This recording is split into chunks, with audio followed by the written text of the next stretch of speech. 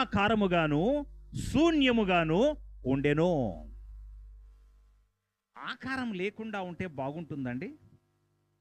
నేనేదో ఒక ఆకారం లేని వ్యక్తిగా వచ్చి ఇక్కడ నిలబడితే మీరందరూ పారిపోతారు. ఆకారం అవసరం.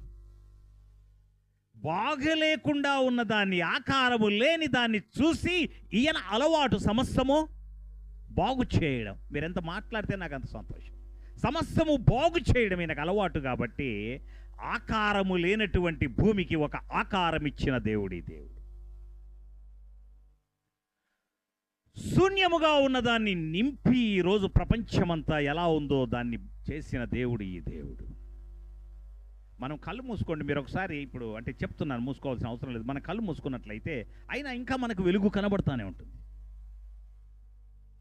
కానీ చీకటి మనం ఎంత కళ్ళు మూసుకున్నా కూడా ఇంకా ఏమాత్రం వెలుగు